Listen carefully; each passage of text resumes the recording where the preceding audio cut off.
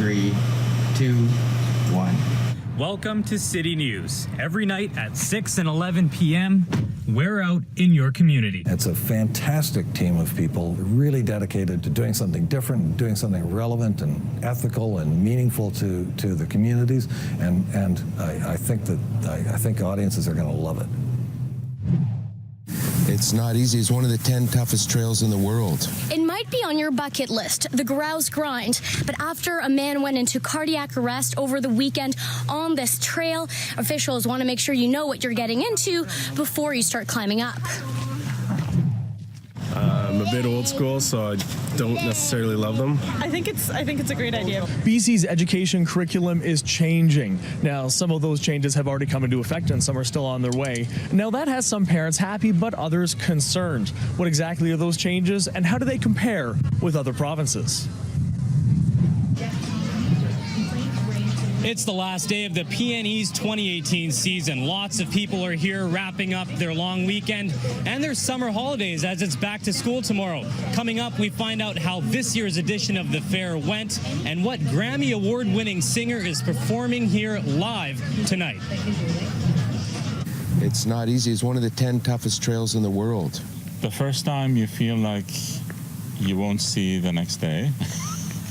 It's on a lot of people's bucket list, the Grouse Grind. And while it feels amazing to conquer, it can be very dangerous. And now there's a reminder for anyone looking to take on the trail known as Mother Nature's Stairmaster. Make sure you're prepared. We have had fatalities on the Grouse Grind since 1999. I've seen people take their parents up like on the bucket list, and the parents are like 70s, and they're taking like a break on the first quarter, and they're going, and they don't even realize what's ahead of them, right? The latest incident happened Sunday afternoon when a man in his 50s had to be rescued from the steep trail. We were called to assist the Grouse Mountain Park Rangers for a medical emergency on the Grouse Grind at approximately the quarter mark. It took first responders about 15 minutes to reach the man who had collapsed. Once they arrived to the patient immediately deteriorated and actually went into cardiac arrest. They were able to resuscitate him thanks to a defibrillator and firefighters who train regularly on this hike. This sign at the entrance warns hikers the grind is like walking up the stairs of a 200-story building. That's 1.5 times the height of the CN Tower. Still, every year, there are about 40 rescues on Grouse Mountain. The other day, it was pretty fun because I saw these girls with high heels. Of course, they just did like 5 minutes. That's it. This pair traveling from Korea are trying it out for the first time. People said, be prepared, but we're not. If you're not in shape, then I would say take your time and go slow because you will be in trouble. And just because you don't hike to the top doesn't mean you have to miss out on the view. You can take the sky ride all the way up and you'll get there a lot less sweaty. In North Vancouver, Isabel Regem, City News. Having these exams and tests was very, very important.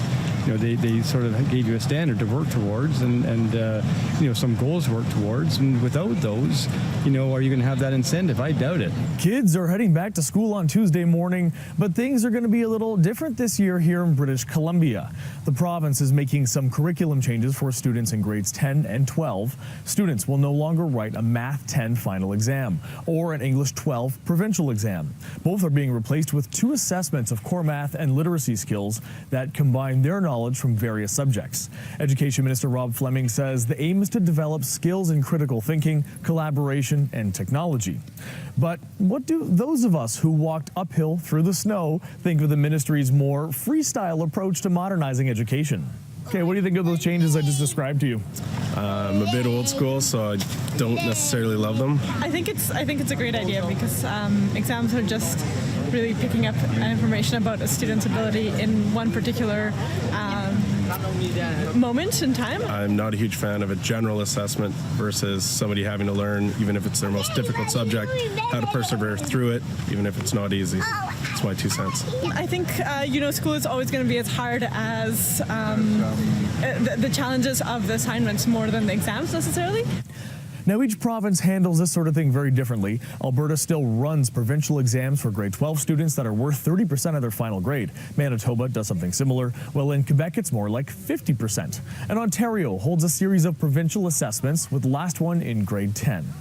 I mean, I wouldn't say one provincial system is better than the other. They all have their differences in merits.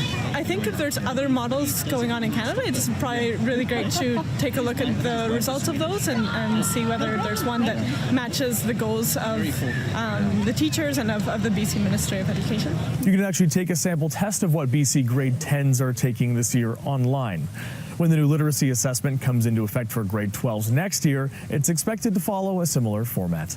In Vancouver, David Zura, City News. As the school year starts, universities are starting to tackle their policies on marijuana. And UBC has made their decision on what those on residents can do when it comes to the soon-to-be legal drug. Here's a live look at Highway 1 in Burnaby tonight. It's the calm before the storm. The evening commute is a quiet one on this holiday Monday, but this will look much different tomorrow as people head back to work and head back to school. Now, just in time for the new school year comes some service changes with transit across the Lower Mainland. About 24 bus routes are being adjusted in an effort to improve the way people get around the region. More than 100 additional bus trips have been added in Metro Vancouver, which will provide space for an additional 6,000 bus riders every single day. TransLink says it's looking to reduce overcrowding, reduce wait times, and provide better connections. You can visit TransLink's website for a look at the affected routes. And as students head back to school tomorrow, police are reminding drivers to slow down. School zones are back in place first thing Tuesday morning, and officers will be out in full force patrolling school zones. The speed limit is reduced to 30 kilometers an hour from 8 o'clock in the morning until 5 o'clock in the evening on school days. Police say they'll be watching for speeders and won't be handing out warnings. If you're caught speeding, fines start at nearly $200.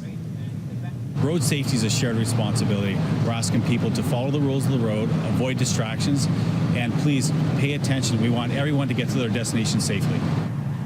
Also, make sure you're fully focused behind the wheel. If you're caught distracted driving, that can land you a penalty that starts at nearly $400. Coming up, after 18 months of construction, Surrey's newest school is ready to open. Attention class, coming up on City News, we will find out how technology has changed the student learning experience. It's going to be hard to get high on campus. In anticipation of the legalization of cannabis, UBC policymakers have made the decision to ban the smoking of marijuana both inside and outside of all of its residence buildings. It's the start of a new school year, and first-year students are moving in. Hi, come on in. But this year, universities are being presented with a very new issue that all campuses will need to deal with: the legalization of marijuana. The University of British Columbia has now announced their stance on using the drug in and outside of residences. We do not allow the smoking of marijuana in the residence facilities or on the grounds that residents are responsible for. In addition to the ban, students are also asked to sign a contract before they move in, promising not to smoke weed in or outside their new home. And many students really don't seem to mind. What do you think about that? That's great. I don't really care. I don't do pot, so I don't care if other people do it in the residences, so.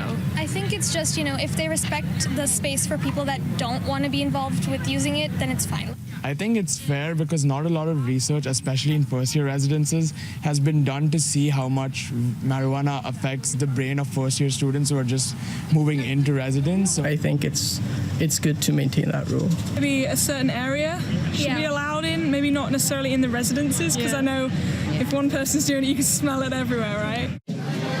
The new rules do differ from the school's other smoking policy. Smoking of cigarettes, we have an 8-meter rule. So you can smoke a cigarette within 8 meters, and we actually have, if you look around, we have these little